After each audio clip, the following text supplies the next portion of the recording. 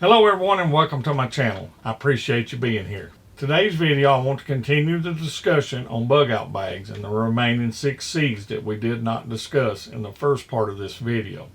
If you did not watch part 1, then I will place a card up here where you can go and watch it, and I would encourage you to watch it first. Before we get started, I want to thank every one of my subscribers, and I also want to thank my sponsor, Genesis Gold Group, America's #1 trusted gold IRA company. If you have ever considered investing in physical gold and silver, or converting a part of your 401k or IRA into a gold IRA to help protect your retirement savings from inflation, please give Jonathan and his team at Genesis Gold Group a call. Let them guide you through the process or answer any questions that you may have. There is a link in the description box below that you can use. In part 1, we talked about the 12 C's of survivability and covered the first 6 items, which were cutting tools, combustion devices, cover items, containers, cordage, and cargo tape. Today we will discuss the remaining 6, which are compass, candle device, combination tools, cotton material and needle, serrate, and circumvention. The first item we will discuss is compass.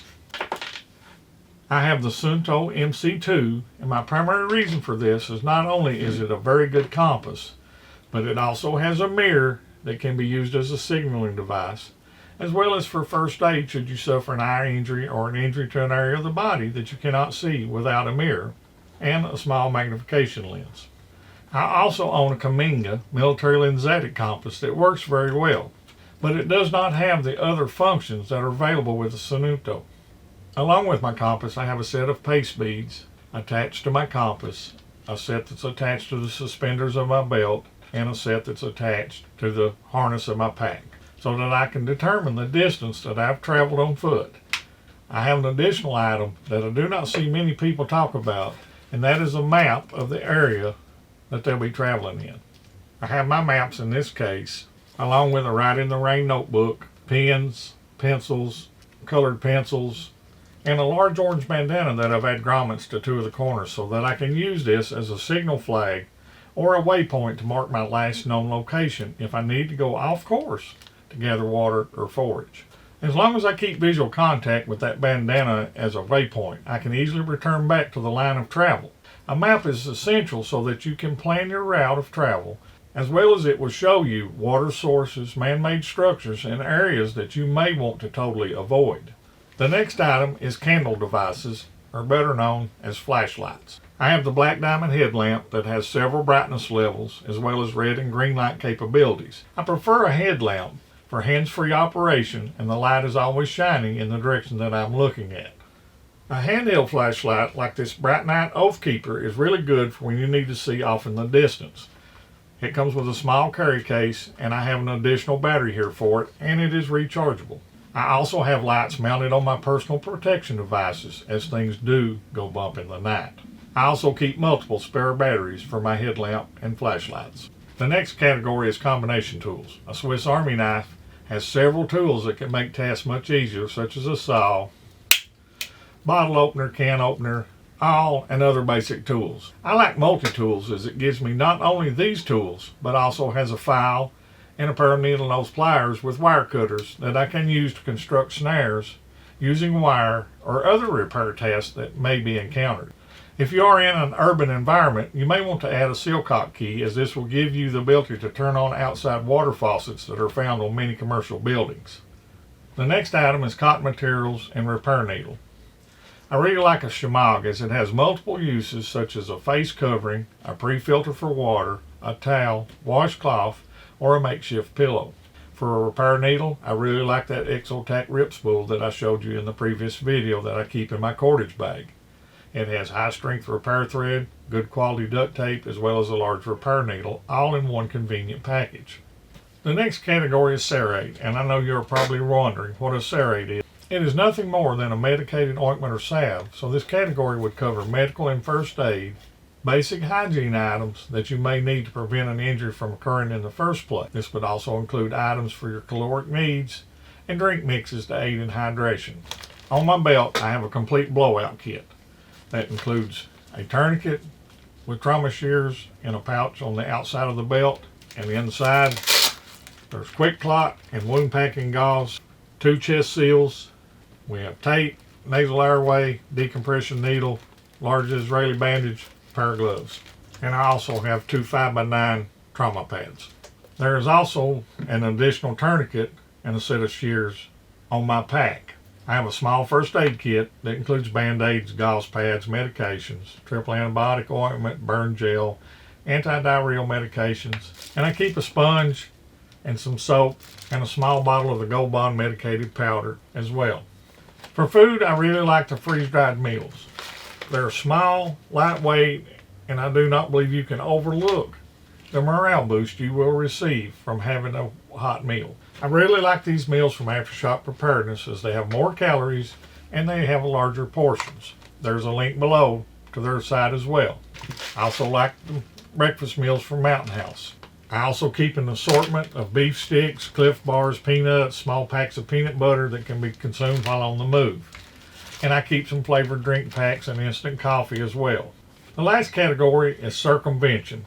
Circumvention is a means to work around a potential problem. This category covers a large variety of items that will make things much easier. The first item is the Sawyer mini filter,